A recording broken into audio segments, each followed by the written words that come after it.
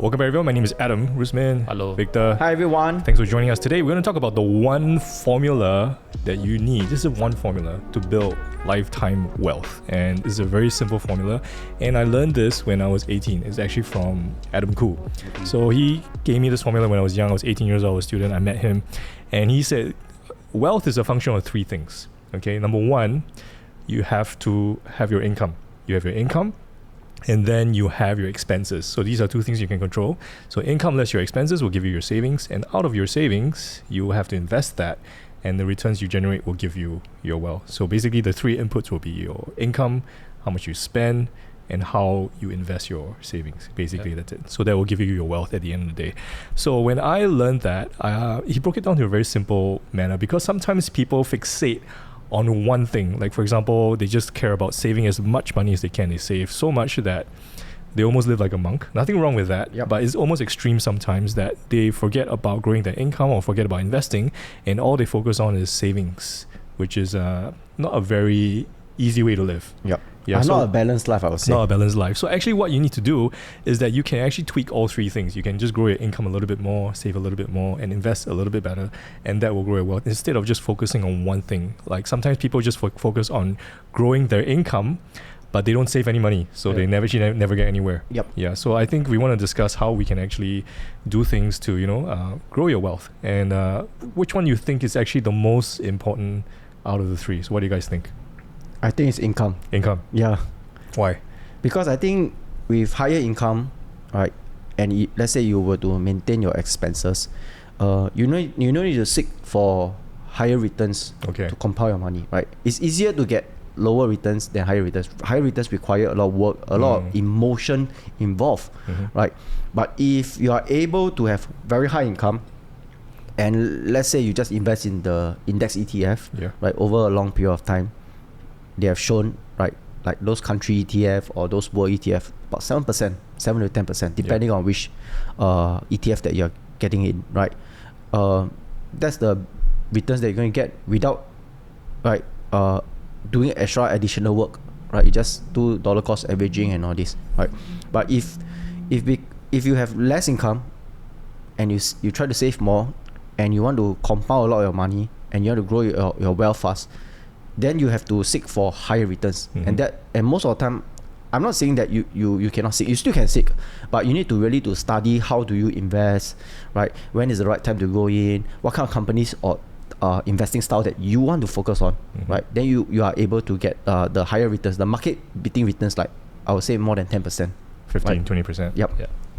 Yeah. For my case, I think the answer is really depends on your circumstances. Okay. Right. So like I know quite a few friends who are born rich. Okay. Yeah. True. So to them, income is no longer an issue, right? And what mattered to them is actually the preservation of wealth, right? So and they just have to make sure that their passive income from their investment can cover their expenses, right? And to me, if you are in that kind of scenario where you are inherited with a lot of assets, and then of course investment will come in very, very important, right? Because you have to think of ways how to maximize it without taking too much risk, right? So that preservation is very, very important, right? But for my case, I know I started with ground zero, right? Obviously, I would want to grow my income as much as possible, right? And making sure that my expenses are still within the means. Okay, so and I always think that as a fresh grad at the time, I remember when I came out to the workforce, get my first paycheck. Wow, that was like the biggest amount I ever received. How much was it? It was like 1,007. But that was before CPF? Before CPF. Yeah. That was like that was the average income, I think. 2008 or 2000. So it was 1,007. Yeah, and I was quite happy with it. So and then of course, obviously over time, I can't live with that kind of income, right? So I because of the inflation, I have to keep growing it, focus on growing the income, right? Making sure that my expenses also will grow, but probably at a slower rate as compared to my income. Okay. Right? I think that's what most young people will experience, and it's a lot easier for a fresh grad to not to spend too much at the start. Okay, if let's say I've been like taking public transport since when I was in like poly, right? And Yeah, so I didn't like commit to even taking taxi because to me that is a big amount as compared to my relative income. To some people maybe that is just a peanuts. It could be their public transport kind of rate. So it really depends on your kind of income that you are getting, right? So because once you start to upgrade, right? Let's say if I were to earn that kind of income at that time and I keep taking taxi, right? I'm kind of like upgrading my lifestyle in a way that I'm very comfortable with taking, Grab. And at the time we don't have Grab, right? Only taxi, the rate, right? So upgrade slowly, right? And then that's where you contain your expenses, but making sure that your income keep growing, right? Of course, sometimes it's not easy just to grow income. Right? Some people even have to like go for side hustle. But it's sometimes, especially if you are in a situation where your job really limit the growth, right? I think then that could be very difficult, right? So it makes sense for some seconds. If you're in the circumstances, of course, making sure that your expenses keeping as low as possible, then you can increase your saving and then you can put into your investment. All right. So I think out of these three things, expenses are the easiest to handle. Because it's the easiest to save money. Easiest to control. The easiest to control in a sense. But there's a limit to that. There's a limit to that. But it's something that is immediate, almost immediate. I mean, certain fixed costs you can't really change it straight away, but with expenses, it's almost immediate that you can cut your expenses. But there's a limit, like you said. How much can you save? You can only save up to your income, basically. You can't save more than that. But with income, there's no limit. You can potentially grow your income much higher. Yes. The question I want to ask you guys is, do you think it's easier to double your income over time or double your investment rate? Which one do you think is actually easier or harder to do? I think it's your investment. Investment's harder? Easier to double. So it's easier to go from 10% to 20% every year? I think it really depends, right? I mean, if you have been saving and just right, it's an economic crisis. Okay. Right. If you buy during an economic crisis, your chances of doubling is very high. Very high, yeah. Right? Okay. But if you are buying on a normal market condition or you are buying on a bull market, it may not be that high. So it really depends on the timeline. For my case is when I started, my salary is almost same as Rusmin. Yeah. But I think I slightly better, maybe 1,800. Right? He's 1,700, I'm better than him. Okay. Yeah. So and I still got car allowance. Yeah, you got good life, huh? Yeah. So I'm more than you're him. living your life at 1,800. Yeah. So I was saving a lot, right? Despite having a low salary at that point of time, right? Majority of my wealth in my 20s was built upon investment. Not savings or savings first? Saving first. Then I put, and at that point of time, the Asian market was down also. So I was investing in the Asian markets. So that built my first pot of my equities and saving. Built up my first pot of 100,000 when I was 26. What was your saving rate back then? Very high, about 80%. But because I'm living with my parents and all this, but not a lot of people have the same privilege as me, right? I can spend, but I didn't. I just try to save as much and all this, right? So I feel the big kicker for me at that point of time, right, was actually the stock market that helps my wealth at that point of time. But I was at the right place at the right time, right? So it really depends on what time. I remember that we were investing in quite a lot of few Singaporean companies, and then after we invest in privatization, right? And we have non-stop privatization. So it was quite a good time. Also at the time, the valuation was also quite decent, right? That was like 2009, 2010, that kind of period. So you guys think it's easier to double your investment than double your income over time? I think I mean, for you guys maybe, but what about other people? Okay, someone who's starting out. So if you are starting out, right, I think doubling income, I think is easier. Yeah. Right. Yeah. So why I'm saying investment, because I want to give you a different perspective. Right. Sometimes the investment can give you double if you buy at the right time. Yeah. Right. But it's not always there's the right time. Right. But your income growth can always be at the right time, right? If you jump from job to job, right? Nowadays people say, you jump from one job to another job, 20%, 30% increments and all this, right? So it really depends. I mean, nowadays when we starting out 1,700, 1,800, now I hear people starting out 5,000, 6,000 or 4,000. I don't know. Those are good cases. It's definitely better than the median income in Singapore is 5. Yeah, correct. Yeah. So if you're starting out at 5, you're pretty good. Yeah. So that's including the bonus. Including bonus and CPF. That was our median income, right? When we were out in the market. Was it the median that low? I can't remember. Yes. It was around. I think we are below medium. 2,000 was the medium. Yeah, 2,000. Yeah, we are below the medium. Okay, all right. So I actually think that it's actually easier for someone to actually grow their income than actually become the next, I won't say the next Warren Buffett, but someone who can actually be really good in investments. I think most people it's easier for them to focus on their career. Yep. Because your time is spent there 8 hours per day. Yeah. And you can actually focus on it and grow your income. Yeah. And you go from like you said, 1,800, 3,000, 5,000, and it's very good growth. Yeah.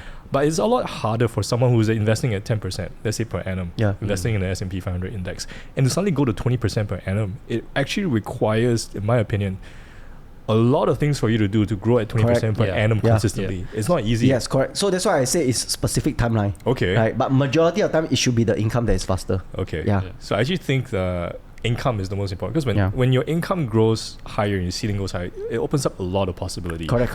Once you have more income, you have the potential to save more. Yep. Yeah. And when you save more, you start investing. You don't need to seek, like I said, 20%. 100% or like 200% returns all the time, because you can save a sizable amount of capital, and then you can just grow at 10%. It's actually pretty good return. I mean, in terms of your absolute money that's coming back, it's pretty good. I mean, there are probably a lot of people who didn't watch this video. They don't invest. They just earn. They earn a lot. Oh yeah. And they have a good life. So that maybe makes the point that income. Obviously, if you can earn a lot of money in your life, in your career, right? A lot of things don't really matter. Right? Of course, you still have to make sure that you keep your spending below your income. But I think it's like when you are in your early 20s, right? Your income definitely is not the highest. You have to really use the wealth, which is the investing, right, to help to compound your money at your 20s. Okay. I think your real big income will come at maybe your late 20s to your early 30s, where you really see the jump in your I think income. You peak your salary around 40s, 50s, 40s, 50s. Correct. Yep. So it really depends, right? So when you are young, right, you don't need a lot of money because you got a lot of time horizon to compound, right? You should save more, right? Look for better investment returns, but then do keep 10 or 15% of your savings for, or maybe 10 or 15% set aside to really enjoy your life, right? Because sometimes certain things you can do in your 20s, you do in 30s, 40s, 50s, very different, right?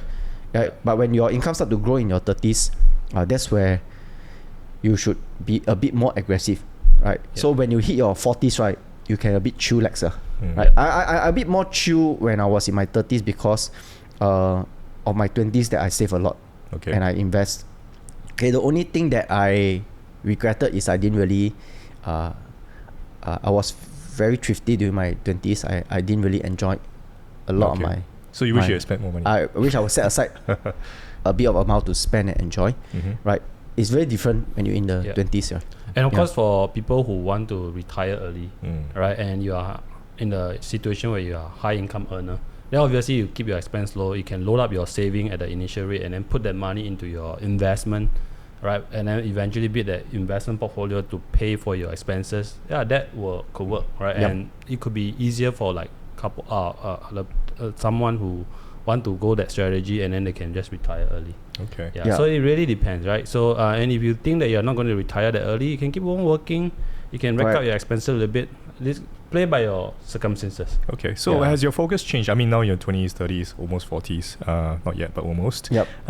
Will your focus change over time? So like maybe when you're young, you focus on like saving a lot of money, and then when you grow older, you think about growing your income or like investing better. How does your focus change among these three inputs as you grow older? I think it's generally still the same, right? So I think at the end of the day, right, is that you want your income to grow, right? And your expenses definitely grow in tandem, but not as fast as your income, right? Maybe your income grow 10%, but your expenses grow 3%, right? Overall, you will realize that you're still saving more, right? So I think I feel at the 30s, you have higher income, you also tend to want to enjoy certain part of life, and maybe you have your families and all this. There's a lot more expenses in life. Not everything you can save, right? So I think at the end of the day is to really look in terms of percentage of how your savings and your expenses are, and just maintain the percentage. Would you try to aim for higher returns when you get older, or would you be more conservative? I tend to be more conservative as I grow older. I think, and after I realized doing this, you realize that you tend to do better investment because you're not looking for the returns, but you're looking for the downside first. The upside will take care by itself, right? So we are looking more on like the very good risk reward scenarios, right? So that is really being more conservative when it comes to investment. Right? When I was young, I tend to chasing for the whether these stocks can go to the double up or 3 times very fast. Right? Nowadays I'm not like that. I'm looking at, okay, so what's the risk that I'm taking? Right? And what's the return I'm expecting? Is the risk reward at least 2 times? Right? Based on base case scenario. If bull case scenario, I can 3 times, 5 times, 6 times. Okay, so I don't mind. I take this bet.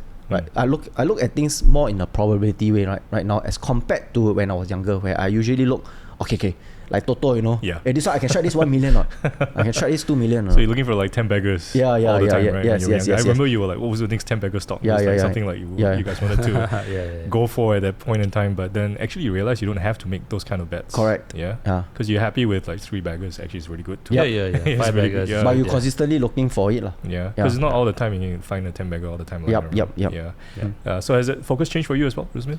In my 20s, I focused a lot on like keeping my expenses low while growing my income, so that my investment portfolio can grow a lot faster.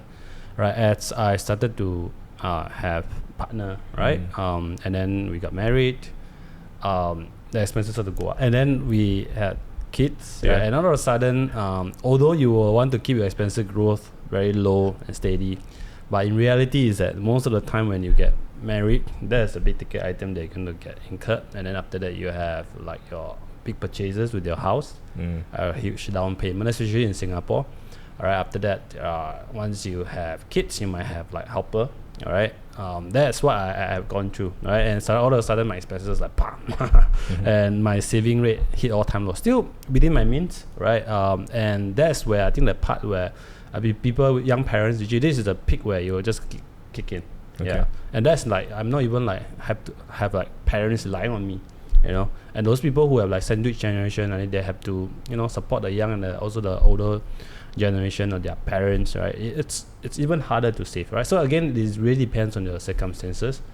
So but for my circumstances, I passed by that peak period, so right, my saving rate is going up again. Okay. As well. Yeah. Okay. So I will never hit back to those days where I save 80%. Yeah. I get it. Yeah, I think as long as you can save 40-50%, it's actually really that's good. very, very actually good. really good. I mean, 20% is the base benchmark. Yeah. So I think what we want to point out is that not one thing is more important than the other. Yep. But we think income is the most important. But I think what we want to point out is that all of them are important. Yeah. Because if you don't do any one of them, it's not going to work. You need all 3 of them to work at some level for you to grow your wealth. Because if you're not making any money, nothing works, right? You need to have income. And if you're spending everything, you're not saving anything, you're not building wealth. Yeah. And of course, if you're saving, but you're investing and you're really bad at just growing your money, you're like making really the wrong kind of bets and you lose money, you're also not making any wealth. Yeah. So all 3 things are very, very important. Correct. But if you're not doing all these 3, then you better marry rich. Yeah. And you hope that you don't, the person takes care of you actually. Yeah. So it's like 3-legged stool. Yeah, everything is important. You can't have. Yeah. You need all 3. I've seen before of someone who they make a lot of income, they spend a lot, but they don't go and invest. So at the end of the day, they have the pot for their retirement. Then they just spend it until right. But this is a very scary part when it comes to retirement. I don't like the idea where you just have the saving and you just spend it down. Draw it down because it's like every year you're seeing it going down, right? So because the person did not have the return parts, right? So that's why it leads to this scenario. Yeah. And of course, there's one more component which you could potentially what is it? Make it very rich. Toto. Obviously don't go and bet big on Toto, right? Always make sure that you only spend on like a few bucks. I think someone won like 3 or 4 people won the top prize recently. I was like, what the heck? It's not me. That's why I'm still here. Anyway, but I think we just wanted to cover this because I think it's a very simple formula that you just break it down. Focus on these 3 things. It's not a magic formula. It's basically a math. Right? It's just math. You just need to grow your income, save a bit more, and invest it a little bit better. Do a little bit of. If you do a function of all 3 things, you definitely will turn out well. It will compound on its own as well. You do a little bit better. So don't just focus on one thing. I'm just going to grow my income. I'm just going to save 100%. Or I'm going to go for the next 10 bagger because all things in its extreme is actually really, really hard to do. I mean, I think income is the key, but I think trying to grow your income all the time is not easy, like you said. Trying to save to 100% is impossible. And trying to get the next 10 burger is very hard to do. So it's much easier to just do all three things moderately. Yeah. Correct. And then you can grow it. Yeah. So that was the formula that is the formula for wealth. Yeah, I just wanted to share that with you. All right. Is there anything else you want to share, That's guys? all. Yeah, that's all. That's it? Okay, so my name is Adam, Rosemary, Victor. We just Thank wanted you. to give this really quick roundtable about this formula for wealth because I think it's just fundamental to everything that we do, even though we talk about investing all the time. Yeah, but actually it all starts with income, savings, and then your investments. Yep. All right, so if anything you want to share about your journey, maybe you're in 20s, 30s, 40s, in your comment section, you can do that as well, how you did it with these three things. And of course, if you like this roundtable, please hit the like button and subscribe to our channel. Many more roundtables coming up, and we'll see you again.